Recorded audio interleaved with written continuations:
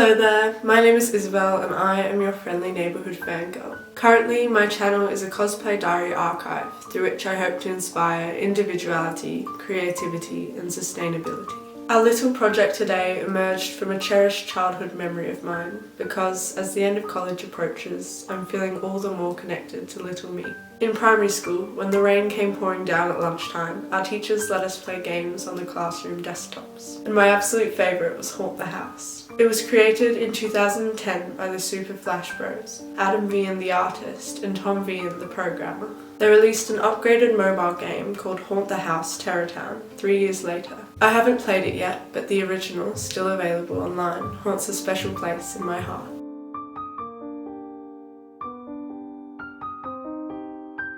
You become a ghost who can rest in peace no longer because 30 ignorant, uninvited guests are throwing a party in your mansion. The aim of the game is to scare them away as quickly as you can, floating around your many lavishly decorated rooms and possessing literally everything in sight.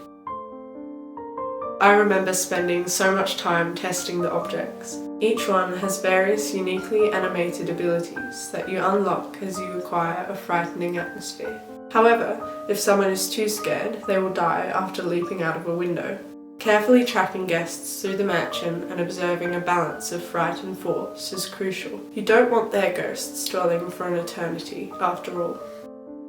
Haunt the House is 15 years old now. In my mind, it has the same timeless charm as Over the Garden Wall. The ghost will always be awfully cute, and I am exceedingly empathetic with his need to banish bothersome people far away. But you can be my guest as we float through every aspect of this cozy winter cosplay before I bring you along to the photo shoot. Since this is very much a cupboard cosplay, shaped around what I already have at home, replaying the game was all the inspiration I needed. The first piece of clothing I picked out is this white mesh crop top with long trumpet sleeves, part of the Aurora-inspired look that I wore to Party in the Paddock earlier this year. The haunted house nightgown-esque silhouette is perfect. The second piece of clothing is this white dress with a light gingham pattern that I thrifted a couple of years ago. The short, billowing skirt evokes something of the ghost's simple teardrop shape in my eyes. I made the collar from scratch, acquiring my blue fabric from a second-hand textile shop, a lighter shade for the top circle and a darker shade for the bottom circle. I used the former for the neckband. After measuring across and around my neck for the width and the length, adding 1 centimetre on every side for the seams, plus around 4 centimetres of fastening overlap, I cut out my pieces.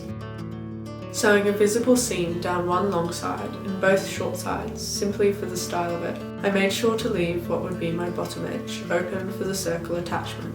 Then I stitched a button on down one end and a buttonhole down the other. To sketch the circles out, I found a bowl for the centre, slightly smaller than my fastened neckband, and a flat basket for the outside that matched how far I wanted the collar to reach. Then I cut them out with the addition of a line into the centre and attached them down these new seams and the outer edge before folding the wrong sides in. A length of wire stitched along the outer edge allows curves to be created. I slid the centre into the neckband, stitching closed either open edge with no problems. And the final step, another button with a buttonhole, prevents the back from pointing upwards. My stockings are plain white and my boots are the same brown pair that I wear every day. To hide them with some white, I cut a cheap second-hand scarf in half lengthways before tucking and tying a piece around either boot like spats. This looks so cute. It's something that I want to mix into my own personal style. I also decided to tie another scarf around my waist to define the dress. Picking my earrings, these solid silver mushrooms seem to complement the eccentric energy of Haunt the House. And finally, we have the flower vase. I love when the ghost's bothered little face appears on the objects he possesses. This cosplay wouldn't be complete without making one. My city dump site store provided a cheap vase that I painted white before sketching and colouring the eyes, mouth and bright red cheeks. The flowers took a little longer. I made the centres using remnants of the blue fabric on the underside of the collar, covering buttons with tools from my old button covering kit. Then I cut 9 petals out of a white felt-like fabric, 3 for each flower, and found some sticks in my garden to paint blue. I combined the pieces with hot glue. After brushing and plaiting my hair, I used bobby pins to fasten it up the back of my head, gently fanning the ends out, pulling from the idea of the ghost defying gravity. For makeup, I powdered my face with white and traced around the edge with glitter, emphasising how his expressions evoke the comedy and tragedy masks of theatre. My lipstick doubled as paint for his red cheeks, and I finished the look with some blue eyeshadow and black mascara.